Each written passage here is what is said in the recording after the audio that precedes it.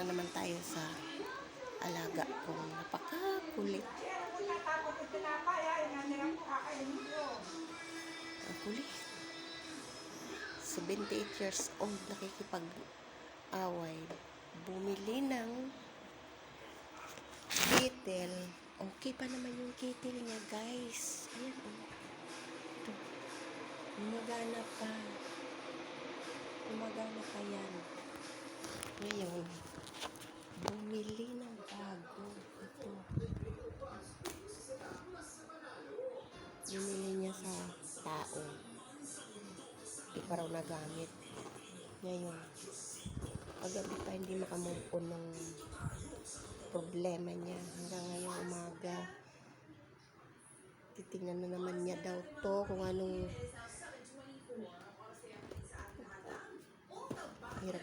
hirap ni nanay intindi. Mag-aaway lang kayong dalawa. Ano siya, yung may kalimot na ng konti. Tapos, kung ako, mababa ang pasensya ko, magpapatulan ko. Nakakainis. Pero nakakaawa kasi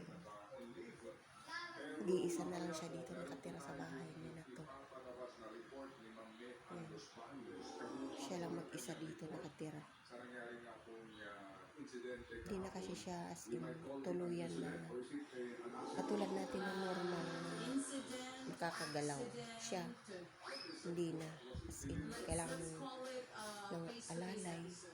Saka mamaya makikita mo, tulak-tulak ko siya sa upuan. May wheelchair siya, kaya lang sagabal na dito gamitin. Laki-laki ng wheelchair, sagabal na gamitin para doon madali lang siyang itulak kasi nga may gulong. Yung upuan na plastic, wala namang gulong. Tulak-tulak ko, hila-hila ko. Minsan ano dito sa tiles na to. Hirap intindi ni nanay. Nag-aaway lang kayo dalawa. Laging babangayan. Kasi tigas ng ulo. Tapos, ano ba? Hilig uminom ng juice kaysa tubig. Sabi ko, mag-juice siya. Imbis na itubig niya, ay i-juice niya. Tubig ang inumin niya. Kasi mas powerful ang tubig, di ba? Ay, hindi. Gusto niya talaga juice daw. Kasi limbawa daw kung may kakainin siyang biskwit, hindi niya raw malulunok. Kasi daw walang juice. Talagang paniniwala. Matanda na to, baliktad na yung paniniwala. Hindi ko alam. Pero matatagalan ng matanda na yun. Ano to? Nasa pa ako, may dumikit.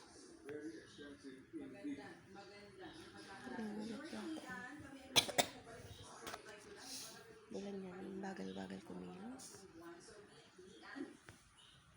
Alam mo, matagalan ko yung matanda na yun. Pangatlong balik ko na dito sa kanya. Last 2022 ako dito pumasok eh. Kasi nakakaawa nga. Nagtsatsagaan ko na lang 5K sahod sa akin. Kinsinas katapusan.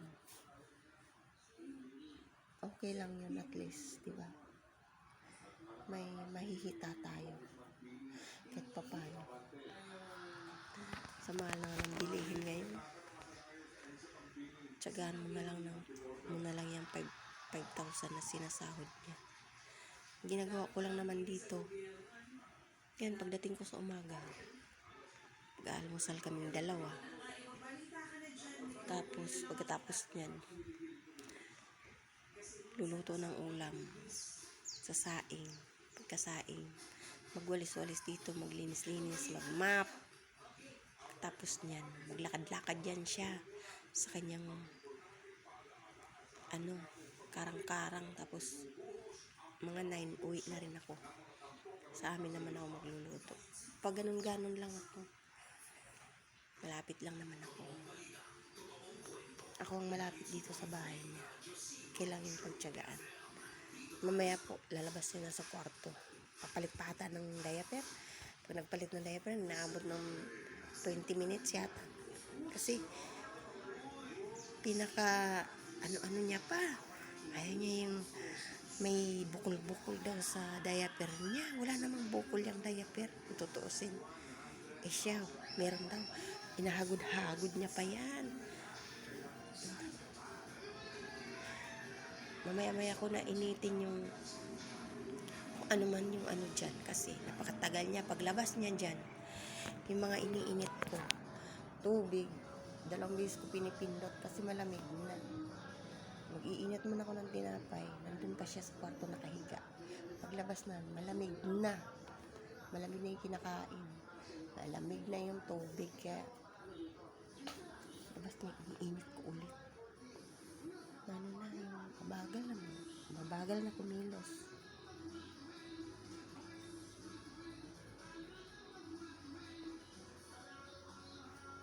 Lahat naman tayo tatanda. Sana nga makaabot tayo sa edad niyang 78 mo.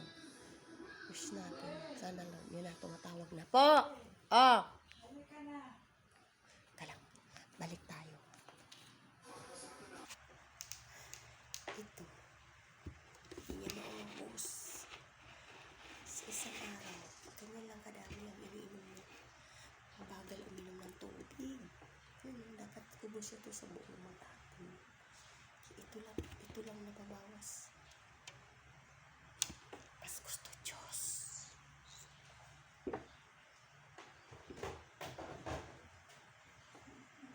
Mas gusto ang Diyos kaysa tubig.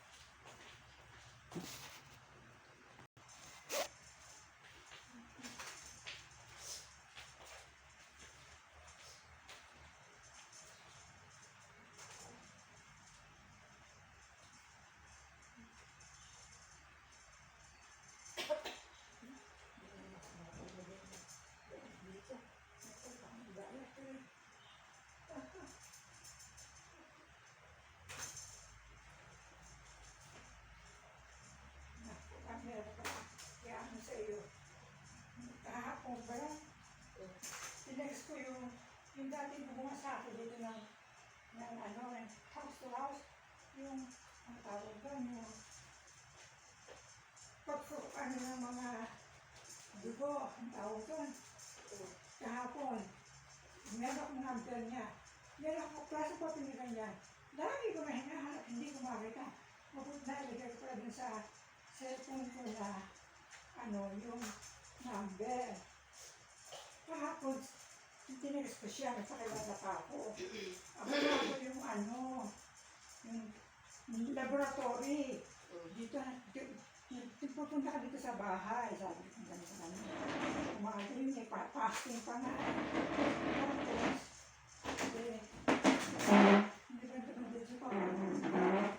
Hindi masyado. Tapos,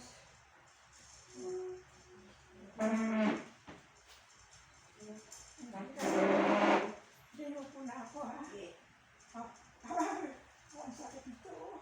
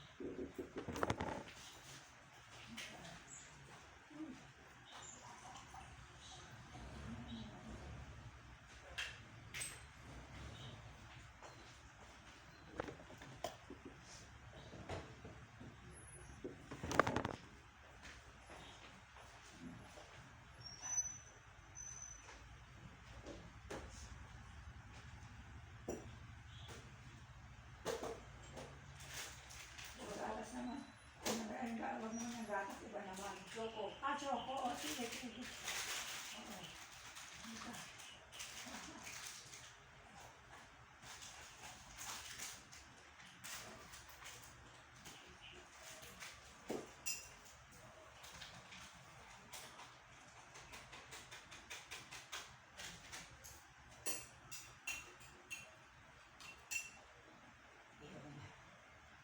Sige.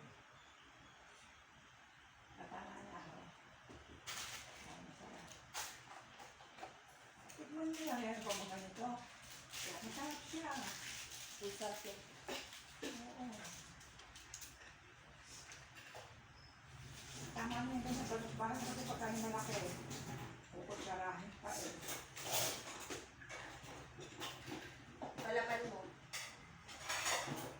Ito meron pa ito baka. Oo, ano ito? Pinas ko pa nga siya nakagabi. Sabi ko, hindi ba may order akong mayonnaise?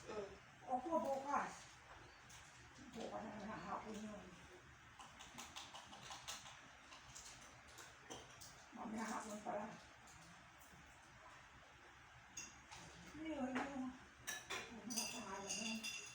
Sumagot siya kagabi din. Ano na, 7:30 na eh. I-text ko siya, 4:45. Eh, analisin ko lang ang clinic sa munisipyo, di ba? Sa taas. Naku, kanina umaga. 5:30 nag-text. Oh, inahanda na lang nagdadalahin nila. Kasi nga daw, natanong ko saan yung address ko, yung address ko.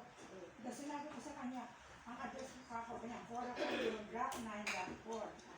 Hacienda. Tapos, i-text mo nga sa kanya yung eksakto address ko. Kasi palakad na sila. Aantayin lang daw niya yung aking, ang aking sagot. Natagalan ako nga bago sumagot. Kasi bilang naman, sabi ko, papunta na sila dito kung nakapampers pa ako, basa-basa pa yung pampers ko, nakahiga pa ako. Sinabi ko sa nanat, gano'n, sabi ko, ay nakaka ako, hindi kayo nakakapasok kasi kako, ang susi, dahil kako ng kasama ko, mga baka mga 7:30 dadating. Pasensya na lang kako, kung po pwede, sa Lunes na. At saka hindi ko alam kung magkano, wala akong budget pa nga eh, di ba? May sabi nga niya, hindi, gusto na makita mo na kung ano yung mga lalabot pa sa akin. Kasi ano, kaya hindi nababot sa akin. Nagit lang 1,000 eh. Oo. Sabi ko sa kanya, pwede ba kako sa Lunes na lang? Kasi kako, pati yung budget, ihahanda ako. Siya tapos guys.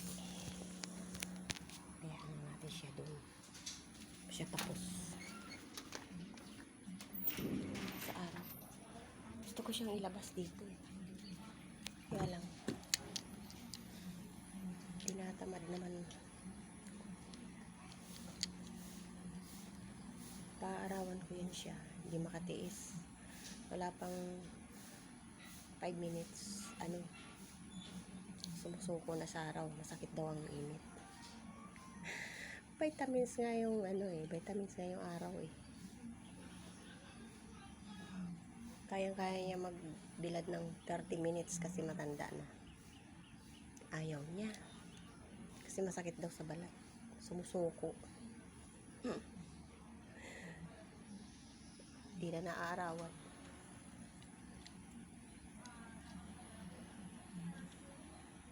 Tsaka yung bahay niya. Kasi, semento nga itong bahay niya. Napakainit. Grabe. Para kung sinisilihan dito, guys. Pag pumasok sa bahay niya, pawis na pawis ako. Kaya hindi ako naliligo sa umaga kasi pagpasok dito, hindi ako naliligo. Kasi pag ako nandito, pumapasok. Paglabas ko dito, para kang galing sa pugon. Parang pugon tong bahay niya. Sa amin, mainit naman. Kaya lang, siyempre, hindi naman lahat, sa amin, hindi lahat semento ang bahay ba. Kalahati lang nun semento, para yung kalahati na nun plywood. Kaya hindi ganun kainit. Hindi katulad dito na lahat talaga, ayan semento. Kaya ang init-init. Lalo pag nagkikilos ka dito, naku. Lalo pag pinapaliguan ko siya, napakainit. Ano talaga ako? Pawis na pawis. Bagay, maganda naman yung ganun. Pinapawisan ka araw-araw, di ba? Cholesterol daw yun. Tapos, plus, nagtatrabaho ka. Napakainit. Sasalang lang ako ng sinaing. Tapos, luluto na ako ng ulam.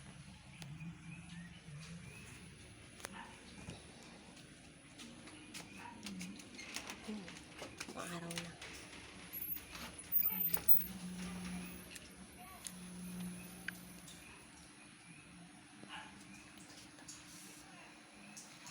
Di pa tapos, guys.